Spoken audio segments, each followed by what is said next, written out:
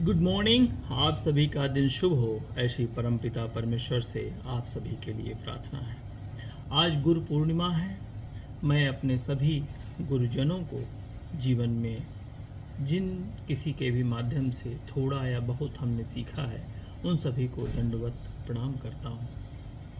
जीवन में कृतज्ञता बहुत ज़रूरी है। आप जीवन में जिस किसी से भी थोड़ा बहुत कुछ भी किसी भी रूप में अगर मदद मिलती है तो आप उनके प्रति कृतज्ञ हों।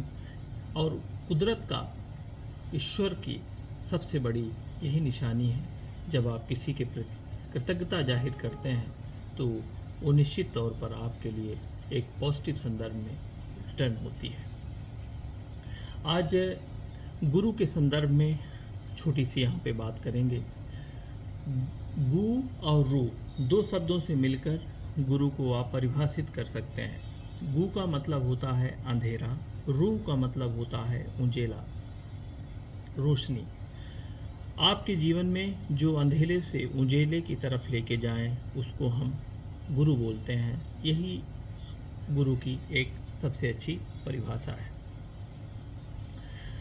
हम रामचरितमानस में जाते हैं, वहाँ पे उत्तरकांड पे एक बहुत अच्छी चौपाई है जो उसका शब्दांश ये है, गुर बिन भव निधि तरहि न कोई, जो विरंच शंकर सम होई। आई रिपीट, गुर बिन भव निधि तरहि न कोई, जो विरंच शंकर सम होई। इसका अर्थात ये हुआ, आपके जीवन में, आप जीवन में ब्रह्मा के समान, शंकर के समान ज्ञानी,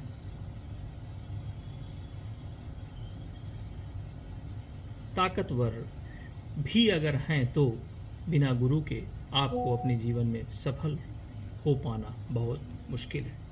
अतः जीवन में सफल होने के लिए गुरु का बहुत बड़ा योगदान है और गुरु ही आपको जीवन में सफल कर सकते हैं।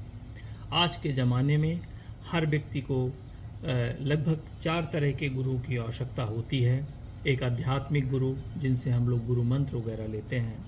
दूसरे होते हैं आपके राजनीतिक गुरु, जिनसे आप राजनीतिक के तौर पर उनको अपना गुरु बनाते हैं, उनसे सीखते हैं। तीसरे होते हैं आपके सामाजिक गुरु, ये कि जो आपके टीचर्स वगैरह आपको पढ़ाते हैं, ठीक है। और चौथे आपके माता पिता, जो आपके बचपन से और ज़िंदगी भर के लिए गुरु होते हैं, जिनसे आप अपने डे टू डे लाइफ में बहुत कुछ सीखते हैं, ठीक है। तो हम लोगों को जीवन में, जैसे अगर आप यदि आप पढ़ाई कर रहे हैं और कुछ भी कठिनाई आ रही हैं, तो आपको ये समझना है कि आप जीवन में कैसे सफल होंगे और उसमें गुरु का क्या योगदान हो सकता है, ठीक है। अगर आप नौकरी के संघर्ष कर रहे हैं तो हो सकता है कि गुरु के एक मार्गदर्शन से आप किसी को, आपको अपना रोल मॉडल बनाना पड़ेगा, उनसे आपको डिस्कस करना पड़ेगा, उनसे विचार डिस्कस करेंगे। क्योंकि होता क्या है कि गुरु के पास जिस आप बेसिकली ये सब होता है एक धैर्य, ठीक है। आप किस चीज़ को कितने समय में कैसे रिएक्ट करते हैं, ठीक है। तो जब आप किसी भी ध्यानी, आपको अपनी वेव लेंथ को, आपके दिमाग को धीरे धीरे धीरे धीरे करके उसको शांत करना है, ध्यान करना है, ठीक है। आपके जो रिएक्शन की प्रक्रिया है उसको शांत करना है। यही आपका जो गुरु होंगे वो आप अगर आत्मविश्वास कम हो जाता है तो आपके गुरु ही आपके आत्मविश्वास को बढ़ा सकते हैं। अतः जीवन में गुरु का होना बहुत ज़रूरी है।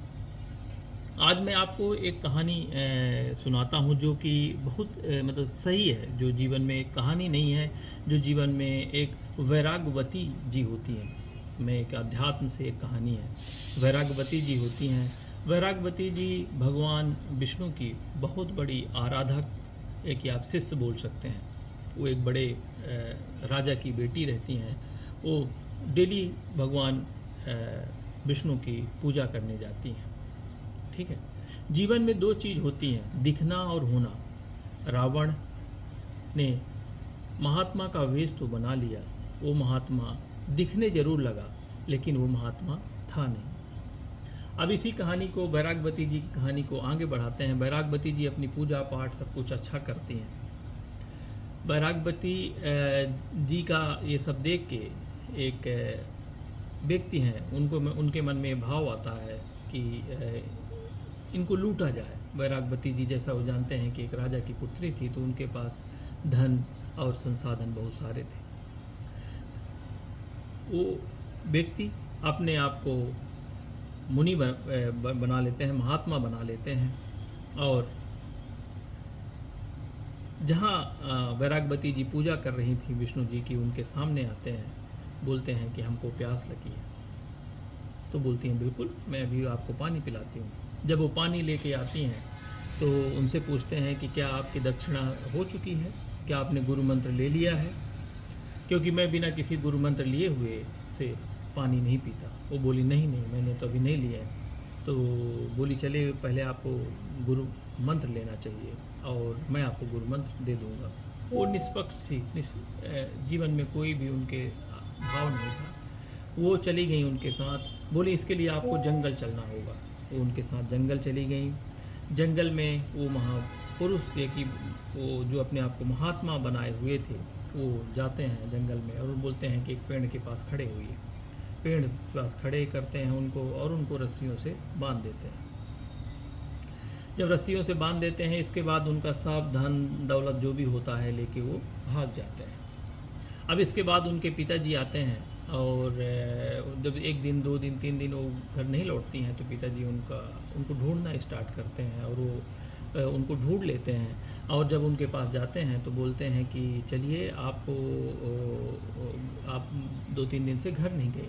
वो बोलती नहीं, मेरे गुरु ने मेरे को यहाँ पे बांध के रखा है और निश्चित तौर पर गुरु की कोई महिमा होगी जो शायद आप नहीं समझ पा रहे हैं, तो पिताजी मेरे को माफ़ करिएगा, मैं घर नहीं जा सकती हैं। और वो इस तरह से अपने पिताजी को मना कर देती हैं। विष्णु जी देखते हैं कि 2-3 दिन, 4 दिन में कोई भी उनकी पूजा करने नहीं आ रही हैं, वैरागवती जी नहीं आ रही हैं, तो विष्णु जी चिंतित होते हैं। नारद जी को बुलाते हैं, नारद जी को बोलते हैं कि जाइए ढूंढिए वैरागवती जी कहाँ है।